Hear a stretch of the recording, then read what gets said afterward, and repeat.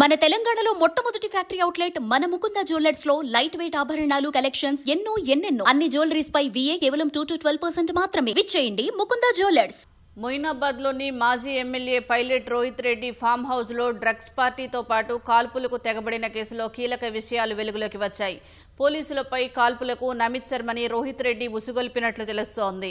ఎవరైనా సరే కాల్ చేయండి, నేను చూసుకుంటా అని చెప్పినట్లు పోలీసులు రిమాండ్ రిపోర్టులో పొందుపరిచారు. ఆ కేసులో ముగ్గురిపై కొత్తగా హత్యాయత్నం సెక్షన్లు జోడించినట్లు పేర్కొన్నారు. బీఆర్ఎస్ నేత మాజీ MLA Pilot Rohit Reddy farm హౌస్లో మద్యం డ్రగ్స్ పార్టీ కేసులో సంచలన విషయాలు వెలుగులోకొస్తున్నాయి. ఫామ్ హౌస్లోకి పోలీసులు రావడాన్ని చూసిన నిందితుడు నమిత్ శర్మ తప్పించుకుని పారిపోవారనే ఉద్దేశంతోనే తుపాకీతో కాల్పులు జరిపినట్లు దర్యాప్తులో బయటపడింది. పోలీసులు ఫామ్ హౌస్లోకి ప్రవేశించే సమయంలోనే కాల్పుల శబ్దం వినిపించింది.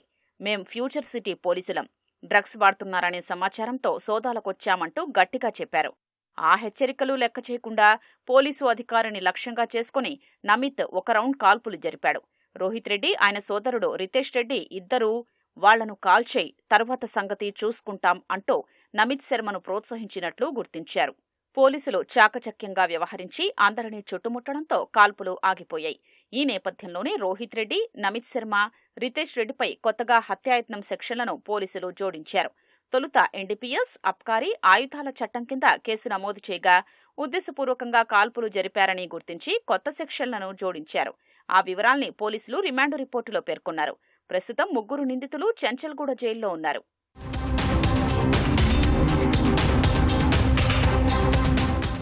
రంగారెడ్డి జిల్లా మొయినాబాద్ మండలం అజీజ్ నగర్లోని ఫామ్ హౌస్లో ఈ నెల 14న రాత్రి జరిగిన పార్టీపై ఈగల్ బృందంతో పాటు మొయినాబాద్ పోలీసులు దాడి చేశారు. పోలీసులు దర్యాప్తు ప్రారంభించగా రోహిత్ రెడ్డి ఈ డ్రగ్స్ మద్యం పార్టీకి ప్రధాన సూత్రధారి అని తేలింది. కొన్ని రోజులుగా రోహిత్ రెడ్డి తన ఫామ్ హౌస్లో పార్టీ చేద్దామనే ఆలోచనలో ఉన్నాడు. ఈ క్రమంలో ఆయన స్నేహితుడు, బెంగళూరుకు చెందిన న్యాయవాది కౌశిక్ రవి వ్యాపార సమావేశాల్లో భాగంగా సిమ్లా వెళ్లినప్పుడు ఓ వ్యక్తి దగ్గర 15,000కు కొకైన్ కొన్నాడు. ఆ విషయాన్ని రోహిత్ రెడ్డితో పంచుకోగా ఈ నెల 14వ తేదీ సాయంత్రం తన ఫామ్ హౌస్లో పార్టీ చేద్దామని నిర్ణయానికొచ్చారు. అందుకు తన స్నేహితుడు ఏలూరు ఎంపీ పుట్టా మహేష్ సహా ఇతరుల్ని ఆహ్వానించాడు. కౌశిక్ రవి డ్రగ్స్తో నేరుగా పార్టీకొచ్చాడు. మొత్తం 11 మంది పాల్గొన్న పార్టీలో పుట్టా మహేష్ కుమార్, రోహిత్ రెడ్డి, రితేష్ రెడ్డి, కౌశిక్ రవి, అర్జున్ రెడ్డి, నమిత్ శర్మలో మద్యంలో కొకైన్ కలిపి తాగారు. సోదాలకు వెళ్లిన పోలీసులు డ్రగ్స్ ఉంటే స్వచ్ఛందంగా తమకివ్వారని చెప్పగా తమ దగ్గర లేవని రోహిత్ రెడ్డి సహా అంతా తొలుత బుకాయించారు. పదే ప్రశ్నించినా మౌనం వహిస్తూ సహకరించలేదు. ఇదే సమయంలో రోహిత్ రెడ్డి డ్రైవర్, వ్యక్తిగత సహాయకుడు సిలివేరు శరత్ కుమార్ తన దగ్గర కొకైన్ ఉందంటూ ముందుకొచ్చి చిన్న పొట్లం పోలీసులకు చూపించాడు. కౌశిక్ రవి కొకైన్ తీసుకొచ్చాడని, పార్టీలో కొందరు తీసుకున్నారని, మిగిలిన డ్రగ్ తర్వాత వాడేందుకు తన దగ్గర పెట్టారని అంగీకరించాడు.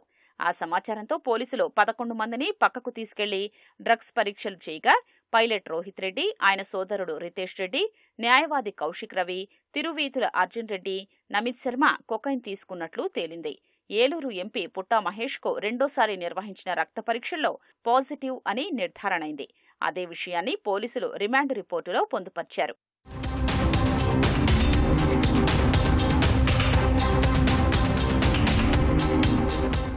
వివిధ ప్రాంతాల్లో ఉండే వీరందరి మధ్య బలమైన మత్తుబంధం ఉన్నట్లు పోలీసులు గుర్తించారు. పార్టీలో పాల్గొన్న వారందరికీ స్థిరాస్తి వ్యాపారాలు ఉన్నాయి. వాటి సెటిల్మెంట్ల గురించి తరచూ కలుస్తుంటారని ప్రాథమిక విచారణలో వెల్లడైనట్లు తెలుస్తోంది. హైదరాబాద్ వచ్చినప్పుడు రోహిత్ రెడ్డి ఫామ్ హౌస్లో పార్టీలు చేసుకునేవారని సమాచారం. బెంగళూరు, ఢిల్లీతో పాటు ఇతర ప్రాంతాల్లోనూ ఇలాంటి మత్తు పార్టీలు జరుపుకునేవారని పోలీసులు ప్రాథమికంగా ఒక అంచనాకొచ్చారు.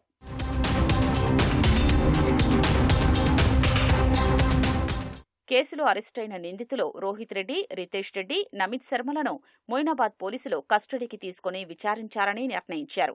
3 లేదా 5 రోజుల కస్టడీ కోసం న్యాయస్థానంలో ఇవాళ పిటిషన్ దాఖలు చేస్తామని ఓ అధికారి తెలిపారు.